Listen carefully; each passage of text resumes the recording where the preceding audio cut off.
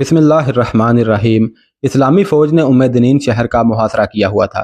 رومی فوج باہر نکل کر حملہ کرتی اور مسلمان ان پر تیر پھینکتے اور رومی فوج اندر بھاگ جاتی اور شہر کے دروازے بند کر لیتی۔ ایسے 3-4 حملے ہی اندر سے آئے ہوں گے کہ ایک عربی گھوڑ سوار آیا اور اس نے عمر بن عاص رضی اللہ تعالیٰ عنہ کو اطلاع دی کہ کمک کا کچھ حصہ 1-2 دنوں تک پہنچ رہا ہے۔ عمر بن عاص رضی اللہ تعالیٰ عنہ نے یہ خبر تمام لشکر کو سنا دی کہ کمک آ رہی ہے۔ یہ سن کر مجاہدین کے لشکر میں نئے حوصلے اور تر و تازگی کی لہر دوڑ گئی۔ معروف مصری تاریخ دان محمد حسنین ہیکل نے مختلف مورخوں کے حوالے سے کمک کے متعلق جو تفصیلات لکھی ہیں ان سے پتہ چلتا ہے کہ پوری کی پوری 4000 کی کمک اکٹھی نہیں پہنچی تھی، یہ 2 حصوں میں آئی تھی۔ یہ بھی معلوم ہوتا ہے کہ کمک کے دونوں حصوں میں کچھ زیادہ ہی فاصلہ تھا، دوسرا حصہ بہت دنوں بعد پہنچا تھا۔ یہ پتہ نہیں چلتا کہ دونوں حصوں کی الگ الگ نفری کیا تھی۔ ساری کمک کی نفری 4000 تھی۔ یہ کمک تقریباً ساری گھوڑ سوار تھی۔ 2-3 دنوں بعد کمک کا پہلا حصہ پہنچ گیا۔ شہر کی دیواروں پر کھڑے رومی فوجیوں نے جب کمک کو آتے دیکھا تو ان پر مایوسی چھا گئی۔ ان پر یہ اثر ہوا کہ انہوں نے باہر نکل کر حملوں کا سلسلہ بہت ہی کم کر دیا۔ ان حملوں میں وہ پہلے ہی مسلمان تیر اندازوں سے خاصا جانی نقصان اٹھا چکے تھے اور ان کے بہت سے گھوڑے مجاہدین کے ہاتھ لگ گئے تھے۔ محاصرے کو 1 مہینے سے زیادہ عرصہ گزر گیا تھا۔ محاصرے کی صورت میں اندر سے کوئی اطلاع نہیں مل رہی تھی کہ رسد اور پانی کی کیفیت کیا ہے۔ یہ عمر بن عاص رضی اللہ تعالیٰ عنہ کا اندازہ تھا کہ اب تک شہر میں اور فوج کے لیے رسد اور پانی کی خاصی کمی واقع ہو چکی ہوگی اور یہ رومیوں کے لیے بڑا تلخ اور پیچیدہ مسئلہ بن چکا ہوگا۔ ایک روز سپہ سالار عمر بن عاص رضی اللہ تعالیٰ عنہ نے اپنے سالاروں سے کہا کہ بیک وقت قلعے پر حلہ بول دیا جائے اور دروازے توڑنے کی کوشش کی جائے۔ ظاہر ہے کہ ایسا خطرناک اور دلیرانہ اقدام اندھا دھند نہیں کیا جا سکتا تھا۔ تیر اندازوں کو اتنے فاصلے پر جانے کو کہا گیا جہاں سے وہ دیواروں پر کھڑے رومی فوجیوں کو تیروں کی زد میں لے سکتے تھے۔ بابلیون سے فوج کے آنے کا خطرہ بھی تھا۔ اس کی قبل از وقت اطلاع دینے کا یہ اہتمام کیا گیا کہ اپنے جاسوس بابلیون کے راستے پر بھیج دیے گئے کہ جوں ہی ادھر سے دستہ آئے فوراً اطلاع مل جائے۔ اس کے علاوہ عمر بن عاص رضی اللہ تعالیٰ عنہ نے 3-4 چھاپہ مار ٹولیاں بھی بھیج دی۔ ان ٹولیوں کو گھات میں بٹھانا تھا اور اس صورت میں کہ بابلیون سے فوج آ رہی ہے اس پر دائیں بائیں سے حملے کر کے نقصان پہنچانا تھا۔ ان 3 چھاپہ مار ٹولیوں میں حدید، فہد، مسعود اور 9 مسلم فاروق خاص طور پر شامل تھے۔ یہ سب چھاپہ مارنے اور شب خون مارنے کا خصوصی تجربہ رکھتے تھے۔ اللہ کے نام لیواؤں کو اللہ کی مدد حاصل تھی۔ ادھر عمر بن عاص رضی اللہ تعالیٰ عنہ نے قلعے پر حلہ بولنے کا حکم دیا، ادھر شہر کے 2-3 دروازے کھلے اور رومی فوج رکے ہوئے سیلاب کی طرح حملہ کرنے کو باہر نکلنے لگی۔ تمام فوج ایک ہی بار تو باہر نہیں نکل سکتی تھی، دروازوں میں سے 2-2 3-3 گھوڑے نکل رہے تھے۔ عمر بن عاص رضی اللہ تعالیٰ عنہ نے اپنی اسکیم کے مطابق پورے لشکر کو حلہ بولنے کا حکم دے دیا۔ تاریخوں میں صاف طور پر لکھا ہے کہ اس حملے میں عمر بن عاص رضی اللہ تعالیٰ عنہ سب سے آگے تھے۔ رومی سوار جو باہر آ چکے تھے وہ شہر کی دیوار اور مجاہدین کے تیز و تند سیلاب کی طرح بڑھتے ہوئے ریلے کے درمیان کچلے گئے، اور جو رومی ابھی باہر نکل رہے تھے وہ دروازوں میں سے ہی واپس اندر جانے لگے۔ مجاہدین نے انہیں دروازے بند کرنے کی مہلت نہ دی اور ان کے پیچھے شہر میں داخل ہو گئے، لیکن وہ یقینی موت کے خطرے میں چلے گئے تھے کیونکہ ان کی تعداد کم تھی۔ تمام مجاہدین اکٹھے اندر نہیں جا سکتے تھے۔ تیر اندازوں نے اپنی پوزیشنیں سنبھال لیں اور دیواروں کے اوپر کھڑے رومی فوجیوں پر تیروں کی بوچھاڑ شروع کر دی۔ سپہ سالار عمر بن عاص رضی اللہ تعالیٰ عنہ خود صدر دروازے پر جا پہنچے اور کلہاڑی لے کر انہوں نے اپنے ہاتھوں سے دروازے پر ضرب لگائی۔ کسی مجاہد نے ان کے ہاتھوں سے کلہاڑا لے لیا اور مجاہدین نے دیکھتے ہی دیکھتے دروازہ توڑ ڈالا۔ اس موقع پر وہ دہشت کام آئی جو رومی فوج پر پہلے ہی طاری تھی۔ اب مجاہدین نے جو دلیرانہ حلہ بولا تھا اس سے اس دہشت میں اضافہ ہو گیا اور شہر میں بھگدڑ مچ گئی۔ شہریوں میں افراتفری کا برپا ہو جانا قابل فہم تھا۔ فوجیوں میں بھی بھاگ نکلنے کی کیفیت پیدا ہو گئی۔ رومی فوج میں یہ پہلے ہی مشہور ہو چکا تھا کہ مسلمانوں میں کوئی ایسی پراسرار طاقت ہے کہ وہ کتنے ہی تھوڑے کیوں نہ ہوں کئی گنا زیادہ طاقتور دشمن کو زیر کر لیتے ہیں۔ اب یہ فوجی مسلمانوں کی بے جگری اور بے خوفی کو اپنی آنکھوں سے دیکھ رہے تھے۔ اگر رومی فوجی ہمت اور حوصلہ ہارنے کی بجائے دروازوں کے سامنے قدم جما کر کھڑے ہو جاتے تو وہ اندر آتے ہوئے مجاہدین کو دروازوں میں ہی کاٹ دیتے۔ लेकिन वो हाथ पांव छोड़ बैठे थे। अमर बिन आस रजी अल्लाह तआला अन्हु ने हुक्म दिया कि किसी शहरी मर्द और औरत पर हाथ नहीं उठाना और किसी फौजी को जिंदा नहीं रहने देना। सिपा सलार ने ऐसे अल्फाज कहे तो नहीं थे, लेकिन उनका मतलब साफ था कि वो कोई कैदी नहीं लेंगे, सबको ख़त्म कर दिया जाए। खासा वक़्त रोमियों का कत्लेआम जारी रहा। कला मुसलमानों के कब्ज़े में आ गया था। लड़ाई ख़त्म होने के बाद कई रोमी बाहर निकले या ढूंढ ढूंढ कर निकाले गए। उन पर अमर बिन आस रजी अल्लाह तआला अन्हु को रहम आ गया और हुक्म दिया कि उन्हें गिरफ्तार कर लिया जाए। अमर बिन आस रजी अल्लाह तआला अन्हु ने दीवार पर जाकर उन मुजाहिदीन को देखा जिन्हें बाहर इस मकसद के लिए छोड़ आए थे कि बाबलियोन की तरफ से रोमी फौज आ जाए तो उसे बाहर ही रोक ले। बाहर हैरियो आफियत थी, कोई रोमी दस्ता हमले के लिए नहीं आया था। बुटलर ने चंद अरबी मुअर्रिखों के हवालों से लिखा है कि यह हमला खुद मुजाहिदीन के लिए इतना खतरनाक था कि उसे खुद कुछ हमला कहा जाए तो गलत नहीं होगा। खतरनाक भी ऐसा कि बाद मुजाहिदीन आगे बढ़ने से घबराने लगे। उनके अंदाज और रवैये में कोताही और गुरेज साफ नजर आ रहा था। बुटलर लिखता है कि सिपा सलार अमर बिन आस रजी अल्लाह तआला अन्हु को मुजाहिदीन पर जबर करना पड़ा और सारे लश्कर में घूम फिर कर गुस्से की हालत में हुक्म दिया कि आगे बढ़ो। एक मुजाहिद ने कहा कि हम लोहे के बने हुए नहीं। अमर बिन आस रजी अल्लाह तआला अन्हु ने इस मुजाहिद को बड़े ही सख्त अल्फाज कहे। तारीखदान मोहम्मद हसनैन हैकल ने लिखा है कि तारीख में ऐसी किसी रवायत का इशारा नहीं मिलता। हो सकता है किसी और जंग में ऐसा हुआ हो। उम्मदनीन की लड़ाई में ऐसा बिल्कुल नहीं हुआ। अलबत्ता ये बात ज़रूर हुई थी कि कुछ सहाबा कराम भी इस लश्कर में शामिल थे। अमर बिन आस रजी अल्लाह तआला अन्हु को पूरी तरह एहसास था कि वो अपने लश्कर को यकीनी हलाकत में झोंक रहे हैं। उन्होंने उन्होंने सहाबा कराम से ये अल्फाज कहे, आप मेरे साथ हैं तो अल्लाह आपके तफ़ैल हमें फ़तह अता फरमाएगा। सहाबा कराम ने ये अल्फाज सुने तो वो अमर बिन आस रजी अल्लाह तआला अन्हु के साथ सबसे आगे उस हल्ले के लिए पूरे जोशो खरोश से बढ़े। उन्हें देखकर पूरे लश्कर में नया ही जोश पैदा हो गया और ये उसी जोश का असर था कि उम्मदनीन जैसा मुस्तहकम कला जिसमें फौज कोई थोड़ी नहीं थी, मुट्ठी भर मुजाहिदीन ने फतह कर लिया। उस वक़्त मकोकीस बाबलियोन में था। तारीख हैरान है कि उम्मदनीन में उसकी फ़ौज का कत्लेआम हो रहा था और वह बाबलियोन में इतनी ज़्यादा फ़ौज लेकर बैठा रहा। हालांकि उसकी दिफाई स्कीम यही थी कि उम्मदनीन पर हमला हुआ तो वह बाबलियोन से फ़ौज लेकर इस हमले को नाकाम बना देगा। उम्मदनीन से भागे हुए कुछ रूमी बाबलियोन पहुंचे और उन्होंने मकोकीस को बताया कि उम्मदनीन में क्या हुआ है। एक तो उम्मदनीन पर मुसलमानों का कब्जा हो गया था और दूसरा सदमा ये कि वहाँ जो फौज थी उसकी अक्सरियत कट मरी है और वही फौजी बचे थे जो कहीं छुप गए थे और अब वो जंगी कैदी हैं। इसका मतलब ये था कि रूमी फौज की इतनी ज़्यादा नफरी ख़त्म हो गई थी। तारीख में आया है कि जब मकोकीस को यह इत्तला पहुंची तो उस पर सख्ते की कैफियत तारी हो गई। मुंह कुछ ज़्यादा ही खुल गया और आंखें ठहर सी गईं, जैसे उसे तवक्को ही नहीं थी कि मुसलमान उम्मदनीन को फतह कर लेंगे। उसका दिमाग तो शायद सोचने से ही माजूर हो गया। अगर वो हौसला कायम रखता और ठंडे दिल से सोचता तो उसके पास इतनी फौज थी कि वह फौरन जाकर उम्मदनीन को मुहासरे में ले लेता। कला फतह होता या ना होता, उसे ये फ़ायदा ज़रूर मिलता कि मुसलमान उम्मदनीन में ही कैद होकर बैठे रहते। उम्मदनीन से कुछ और फौजी और शहरी भाग निकलने में कामयाब हो गए थे। बाबलियोन पहुंचे तो उन्होंने वहां की फौज को मुजाहिदीन इस्लाम की बेखौफी की ऐसी बातें सुनाई जिन्होंने सबको हैरत ज़दा और दहशत ज़दा भी कर दिया। फौजी खौफज़दा तो ये सुनकर हुए कि मुसलमानों ने रूमी फौज का कोई एक भी अफसर और सिपाही जिंदा नहीं रहने दिया था। वहां से भागकर आने वाले बाद फौजियों ने ये अल्फाज कहे कि मुसलमान जिन्नों और भूतों की तरह कले में दाखिल हुए थे। उन्हें इंसानों के रूप में देखकर भी कोई रूमी यकीन से नहीं कहता था कि ये इंसान है। आज के इल्म नफ्सियात की ज़ुबान में यूँ कहना चाहिए कि मुजाहिदीन इस्लाम ने रूमी फ़ौज पर नफ्सियाती फ़तह पाई थी और ऐसी फ़तह ईमान वाले और अपने अल्लाह पर यकीन रखने वाले ही हासिल कर सकते हैं। मकोकीस अभी उम्मदनीन का सदमा बर्दाश्त करने की कोशिश कर ही रहा था कि उसे एक जासूस ने यह खबर सुनाई कि मुसलमान दरियाए नील पार करके अहराम के इलाके में से आगे को गुजर गए हैं। ये सारा इलाका लकोदिक सहरा था। मकोकीस को पहली हैरत तो इस बात पर हुई कि उन मुसलमानों ने दरिया किस तरह अबूर कर लिया है। फिर वो इस सोच में खो गया कि ये जा कहाँ रहे हैं।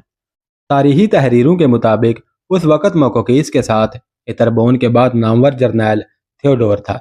वैसे भी ये जर्नैल मकोकीस का मंजूर नज़र था। ये दोनों इस मसला पर बात करने लगे कि मुसलमानों का अगला हदफ क्या है। क्या मुसलमान इस्कंदरिया पर हमला करने जा रहे हैं? दोनों ने इस सवाल पर बहस मुबाहसा किया और इस राय पर मुत्तफिक हुए कि मुसलमानों का ये सिपा सालार ऐसी खतरनाक हमाकत नहीं करेगा। उस वक़्त तक मकोकीस और थियोडोर अमर बिन आस रजी अल्लाह तआला अन्हु के लड़ने का अंदाज और उनकी जंगी पॉलिसियों और चालों को समझ गए थे। उन्होंने उसी वक़्त जासूस दौड़ा दिए कि वो जाकर देखें कि मुसलमानों का रुख किस तरफ है। जल्द ही पता चल गया कि मुसलमानों का रुख फ़्योम की तरफ है। हकीकत भी यही थी कि अमर बिन आस रजी अल्लाह तआला अन्हु का अगला हदफ फ़्योम था। फ़्योम एक बड़ी बस्ती भी थी और इस इलाके को फ़्योम ही कहते थे। वो था तो सहरा, लेकिन अनाज और मवेशियों की वहाँ कोई कमी नहीं थी। अमर बिन आस रजी अल्लाह तआला अन्हु को अपने लश्कर के लिए रसद और गोश्त की ज़रूरत थी। मुसलमानों का नील को अबूर कर जाना मकोकीस के लिए बायसे हैरत था। यह मुसलमानों की मुस्तैदी और चाबक दस्ती की एक वाज़ेह मिसाल थी। उन्होंने उम्मेदनीन फतह किया तो 2 या 3 दिन शहर का निज़ाम बहाल करने में गुजारे और लश्कर को ज़रा सा भी सुस्ताने ना दिया। उम्मेदनीन एक दरियाई घाट थी जिसे बाज़ ने पतन लिखा है और बाज़ मुअर्रखों ने बंदरगाह लिखा है। इस बंदरगाह पर बहुत से छोटे और दरमियाना दर्जा बानी जहाज खड़े थे और छोटी बड़ी कश्तियों का तो कोई शुमार ही ना था। उम्मेदनीन की लड़ाई अभी ख़त्म नहीं हुई थी जब अमर बिन आस रजी अल्लाह तआला अन्हु ने मुजाहिदीन का एक छोटा सा दस्ता बंदरगाह पर भेज दिया था कि वहाँ से कोई जहाज़ और कोई कश्ती निकल ना जाए और उनके मलाह वहाँ मौजूद रहें। इस तरह उन्होंने कश्तियों और जहाज़ों के पूरे बेड़े पर कब्जा कर लिया था। 2 ही दिनों बाद लश्कर को आराम की मोहलत दिए बगैर अमर बिन आस रजी अल्लाह तआला अन्हु ने मुकम्मल खामोशी से लश्कर को रात के वक़्त कश्तियों और जहाज़ों में सवार किया और नील पार कर लिया। जहाज़ और कश्तियाँ उसी किनारे पर लंगर अंदाज रहीं। उधर जासूसों ने मकोकीस को सही खबर दे दी कि मुसलमान फ़्यूम के इलाके में जा रहे हैं। मकोकीस ने यह दिफाई इंतज़ाम किया कि कुछ दस्ते उस इलाके में भेज दिए। वो सहरा, हमवार या मैदानी किस्म का नहीं था। उसमें गहरे और वसी नशेब भी थे, टीले और घाटियाँ भी थीं और इस तरह छुपने का बेहतरीन कुदरती इंतज़ाम था कि छापा मार बड़ी आसानी से घात लगा सकते थे। मकोकीस ने अपने दस्ते भेज तो दिए, लेकिन उन्हें सख्ती से कहा कि मुसलमानों के आमने सामने सहरा में ना आना, क्योंकि सहरा की लड़ाई में मुसलमानों को शिकस्त नहीं दी जा सकती। मकोकीस के अल्फाज ये थे कि अरब के मुसलमान रेगिस्तान की पैदावार हैं और जहाँ कहीं ये किसी रेगिस्तान में चले जाते हैं वहाँ उनकी जिस्मानी और रूहानी कुव्वत पूरी तरह बेदार हो जाती है। मुजाहिदीन के लश्कर के साथ मिस्री बद्दू भी थे। पहले बयान हो चुका है कि ये जब मुजाहिदीन के लश्कर में आए थे तो उनसे ये काम लिया गया था कि बस्तियों की तरफ चले जाएं और छापे और शब खून मार कर अनाज और मवेशी इकट्ठा करें और वह लश्कर के लिए ले आएं। उन बदवों ने बड़ी खुश असलूबी और बड़ी कामयाबी से यह काम किया था। उन्होंने लश्कर के लिए और अपने लिए खुराक की कोई कमी नहीं रहने दी थी। उसके बाद उन्होंने लड़ने के अलावा अपना यह फ़र्ज़ कई बार अदा किया और लश्कर की ज़रूरत पूरी करते रहे। अमर बिन आस रजी अल्लाह तआला अन्हु जब फ़्यूम के इलाके में गए उस वक़्त भी लश्कर को रसद की ज़रूरत थी। बद्दू इस काम में महारत हासिल कर चुके थे, इसलिए सिपा सालार ने यह काम उन्हीं को सौंपा। बद्दू टोलियों में बंटकर सहराई बस्तियों की तरफ चले गए। ये बस्तियां दूर दूर तक फैली हुई थीं और वहां जाकर सहरा ख़त्म हो जाता था और ज़मीन ज़रखेज़ थी। वहां घरों में अनाज भी था और भेड़ बकरियां और मवेशी भी अफरात से थे। बद्दू अब पहले की तरह बस्तियों पर छापे या शब खून नहीं मारते थे, बल्कि अब कोशिश करते थे कि उनके हाथों कोई कत्ल या ज़ख्मी ना हो। वहां जाकर ऐलान कर देते कि लश्कर के लिए अनाज और मवेशियों की ज़रूरत है।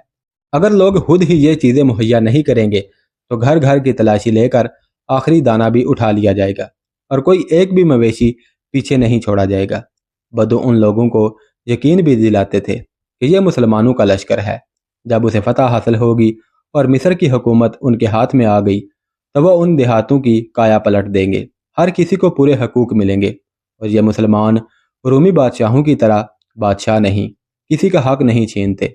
बद्दू ये भी कहते थे कि मुसलमान एक एक दाने और एक एक जानवर की कीमत अदा करेंगे।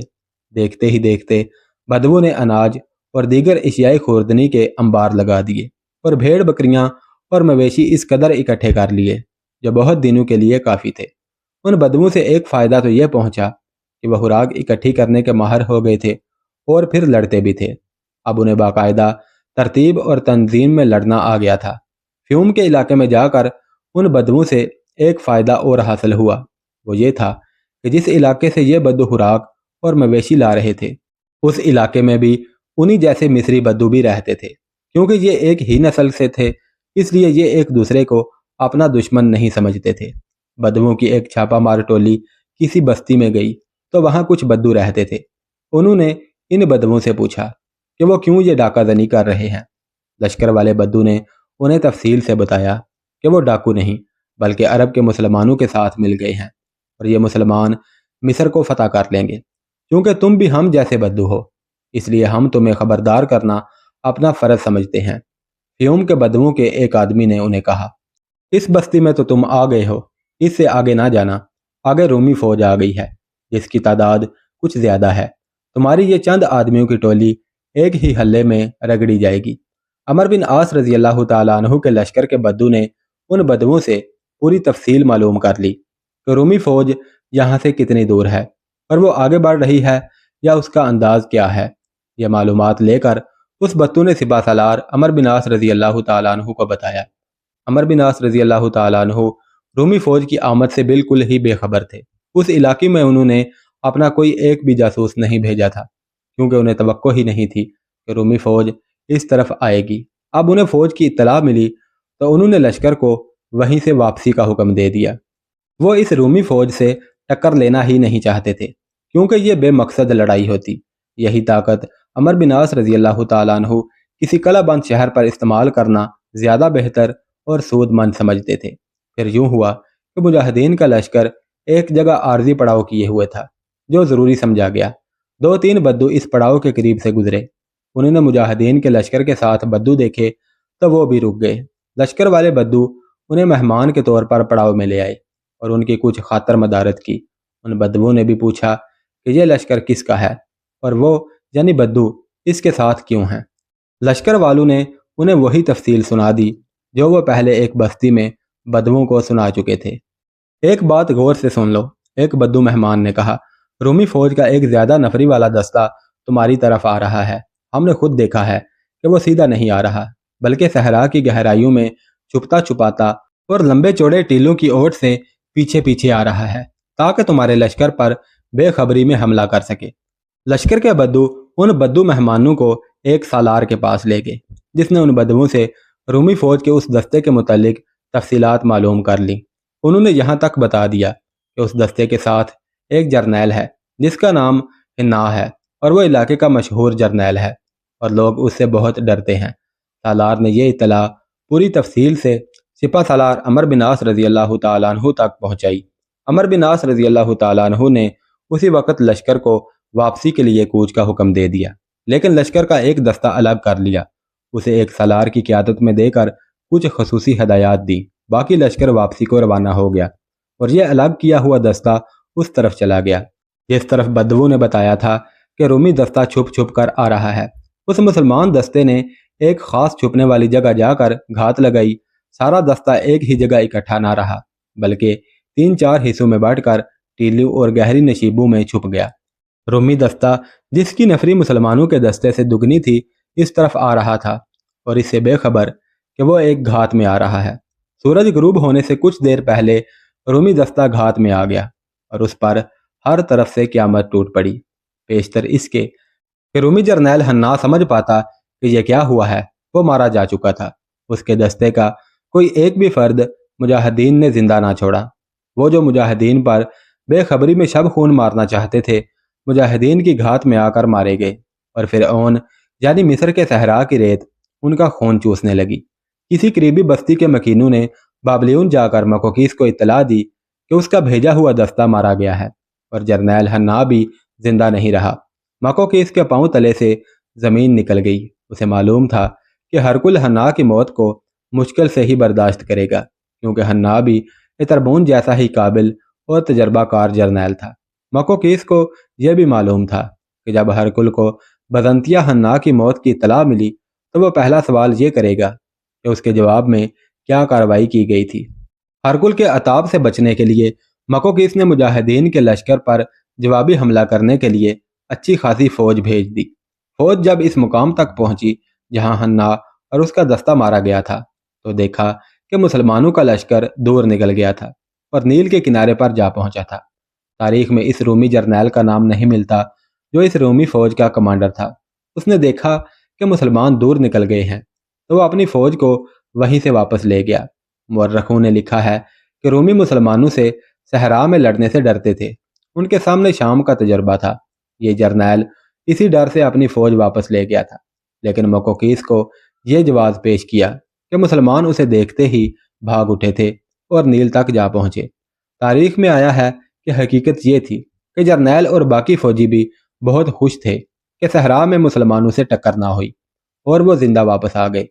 مستند مورخوں اور بعد کے تاریخ نویس لکھتے ہیں کہ اصل واقعہ یہ تھا کہ عمر بن عاص رضی اللہ تعالیٰ عنہ وہاں لڑنا ہی نہیں چاہتے تھے اور ذرا سا بھی وقت ضائع کیے بغیر نیل کے مشرقی کنارے پر دنین تک جا پہنچنے کی فکر میں تھے۔ وجہ یہ تھی کہ ایک قاصد نے انہیں صحرا میں آ کر اطلاع دی تھی کہ کمک کا باقی حصہ بھی پہنچ گیا ہے، لیکن یہ کمک دنین نہیں پہنچی بلکہ ایک اور مقام ہیلوبولیس کے مقام پر خیمہ زن ہو گئی ہے۔ عمر بن عاص رضی اللہ تعالیٰ عنہ یہ سوچ کر بڑی تیزی سے کمک تک پہنچنے کی کوشش میں تھے کہ ایسا نہ ہو کہ کمک ان کے پیچھے فیوم کے علاقے تک پہنچنے کے لیے دریا عبور کرنے کی کوشش کرے اور مکوکیس بابلیون سے فوج بھیج کر اس پر حملہ کر دے۔ مکوکیس کی کوشش یہی ہونی چاہیے تھی کہ کمک لشکر تک نہ پہنچ سکے۔